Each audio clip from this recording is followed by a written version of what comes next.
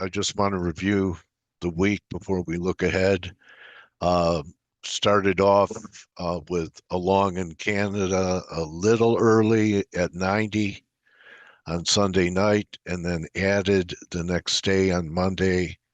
Said that if you wanted to be conservative, you could wait for the breakout for it to get back over this line, the speed line, wedge line. Uh, if you bought it at 36, you had immediate gratification. I said you could also add over 6.5, so you could have a couple units on. So you should be taking partials on something, but whatever I have left, I'm going to hold here in USD CAD. Of course, we can maybe pull back to 6.5, but have profit stops. We shouldn't get back under 36 or something else is going on. I still think that there's a shot for 39 to 40 before this is over in USD CAD. I also had a short in Aussie from, I believe it was this day, this day. Okay. And then I had a little bit of a drawdown, not much, 30, and up pretty good in Aussie. It still looks lower to me. Um, I think it'll give up the ghost. I have some fibs here on Aussie, so I was thinking that halfway back might be a good place to think about covering shorts and getting long Aussie. That's 230, so that's still 250 pips away in Aussie. The Dixie had a decent week. Same type of scenario. We had the falling wedge. Um, we came in long um, Dixie from last week, from once we took out that April low. So there was a scalp. It was about 80 pips. And then my mistake was having a break even stop. It's 97.20, and we went to 97.1970. I said if that happens to recommit, if the lows are not taken out. So have some long dollars too. I think there's a chance once we get through this 99 level that we might even head up more towards 101, which, would not change the bear case. It would just be delaying the final shot down to 96, some kind of flat gets back up here, then rolls over again. So, we get up here, we'll be getting out of dollar longs and reversing and looking to trade the short side. I want to go to S&Ps because they're exploding so far today. And I want to talk about this 5920 area. So I've been pointing it out for a few weeks. We've had several tests. We had another test here, right here. 1, 2, 3. Okay, so it looks like a descending triangle. We're right up against resistance. Not sure if they're going to be able to turn this thing today on a Friday, but you never know with the news. Or are we going to get a breakout and then one more high? Um, Either could happen. Let's take a look at the WTI. This is really the key. And one of the reasons why the markets have not been pressured is because so far we've been contained by this trend line that I've had up there for about 6 months. But we start getting closes back over 74. That's going to extend a price move, you know, to maybe 90.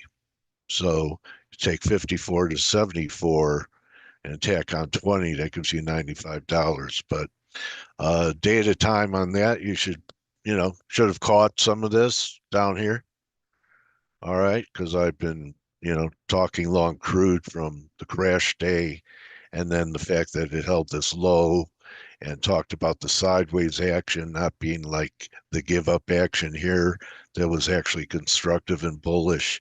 And then we had the breakout. And of course, the beginning of hostilities is still near the peak of what we've been able to achieve so far here in the WTI market. So take a look at what's happening here. Also, had a decent call on Bitcoin, a short from the 108 level got to 108,900. This too partial should have been taken.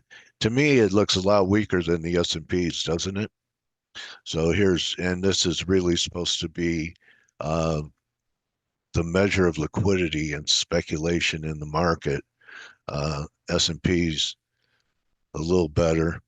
They may have been a sell up there, but Bitcoin, you should have taken partials. I said take them down here. I think it was 105, and then you have break-even stops at 108. I still think there's a shot for the low 90s in Bitcoin, which would imply that the next big move in equities could be to the downside.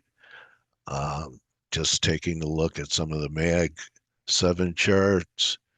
Okay, we're railing. Uber held this 50 days, so maybe we're going to get another move up towards 87 and a half. The market's very strong today. Amazon, Netflix. Huh. So, pretty strong market after backing away from U.S. getting involved right away with a 2-week delay. My view geopolitically is Israel won't stop, regardless if there is even a low probability of Iran accepting a deal.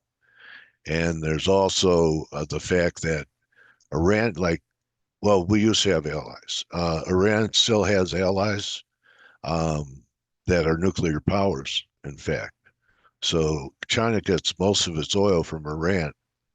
And I don't know if it was AI generated, but a friend of mine sent me something showing that China is sending missiles to Iran. So we're seeing this occur. China would love for the U.S. to be drawn into it, but China's protecting its source. I think they get 80% of their oil from Iran.